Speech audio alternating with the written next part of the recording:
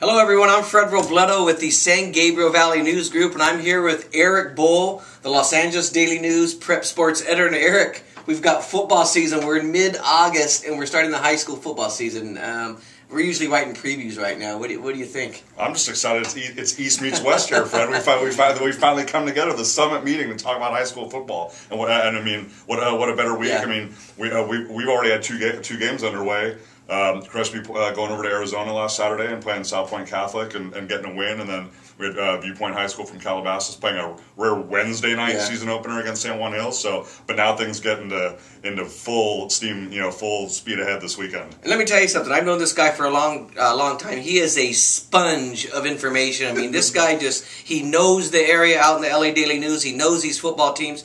And we're going to go over 4 games, Eric. We're starting Friday night, August 24th. We've got some good ones in the Daily News coverage area. First one, Sarah, 8-3 last year, at Notre Dame, 6-4. Tell us about that game. What should we expect? Well, first of all, you're really familiar with how Notre Dame's season ended last year, because obviously it played into that whole Bishop Amat and that three-way coin. The big coin flick at the office, right? Exactly, and Notre Dame was the odd team out, and therefore their season ended. So Coach Kevin Rooney entering his 34th year. I mean, they're chomping at the bit to get back out on the field and play somebody. They beat a very good Sarah team last year, 35-13. They have Kalfani Muhammad, as you followed during the spring track season, state champion, 100 meters, 200 Always meters. Always nice to have speed. Yeah, absolutely. And Sarah's got speed too. I mean, Dory Jackson, that great long jumper and sprinter and stuff like that. So I mean, these guys, the players on these teams probably know each other more from the track than they do from the football field. And Notre Dame ranked in the preseason top 10. They haven't done a lot in the Sarah League since they joined there. They haven't had, this team was a juggernaut winning CIF championships when Rooney had it rolling. Yeah. Can you talk about the expectations this year? Because it looks like they're there. Oh, it's huge. It's absolutely immense. I mean, since that Sarah League was formed with Crespi and Alemany and Amat and Loyola and Notre Dame has not been the Notre Dame of old. Like you said, they were winning Division III championships every year before they reclassified to the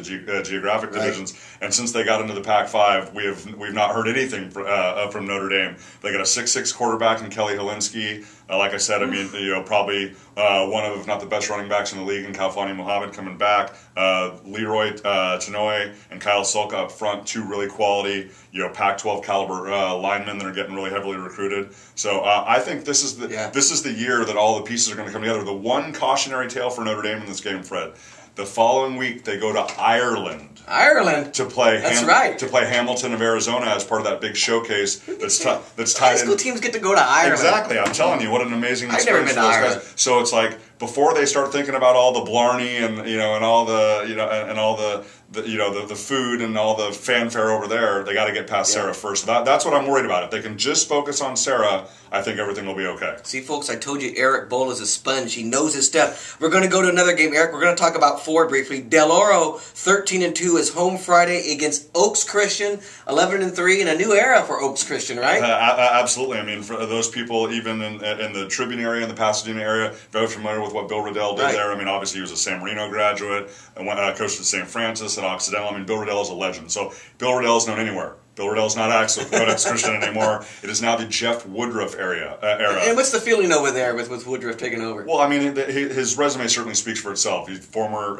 head coach at Eastern Michigan, assistant coach at UTEP. So, I mean, the guy knows the game, and he returns just a stockpile of talent up there, as Oaks Christian has every year. I think it's just going to be a matter of him putting his stamp and his identity on the team. I mean, this is no longer Riddell's team and his system, and it needs to be Woodruff's identity and his system. They got Brandon Dawkins, who's probably one of the best junior quarterbacks in the state, coming back, and a lot of targets to throw to. Most impressive of which is Francis Owusu. But this is a challenge. I mean, Del Oro was a state finalist last year in Division II, lost to Helix from down there in La Mesa in San Diego. So, I mean, to have your very first game on the road at Del Oro, who was a section champion up there in San Joaquin and a state runner-up, I mean, Jeff Woodruff he's easing into it. He's going right after it. So, and that's part of a series of games up there, the Battle of the Veterans event that also will feature Thousand Oaks High School from the Marmani League, as well as Westlake playing a game on Saturday. So I think that's a really exciting event up there. And Eric, before I get to these last two games, I didn't put you on the spot. What we like to do in the SUV is make predictions. Sure. I want to know, Notre Dame, Sarah, who you like? I like Notre Dame. I just think, like I said, if they avoid looking ahead to the following week and getting on the plane and going to Ireland, they beat them 35-13 last year, and nothing tells me that it's I don't know if it's going to be as wide of a margin, but I like Notre Dame. I don't know how you do not think about going to Ireland next week, but I like Notre Dame too. Del Oro, Oaks Christian, both obviously had good seasons last year. Who do you like in that one? Oaks Christian probably on the last possession. It's it. Del Oro's season opener last year against Westlake was decided by a field goal in overtime. I could see a similar scenario this year. Okay, we're going on to Game 3, and this is a team that struggled, a team that semi-struggled. You have Taft at home; they were 4-7 last year against Crespi, another Sarah League team that was 7-3. Eric, tell us about that game and how do you see that going? Well, first of all, I'll make my prediction right away, so you don't have to bother me about that. Crespi, and Crespi. I thought that's what you were going to say. But the big advantage that Crespi has is the fact that having that there's no substitute for having a full game under your belt. Now they can go back, they can look at video. Right. They made 3 turnovers in the first half of that game against South Point Catholic, yet they still won 35-20.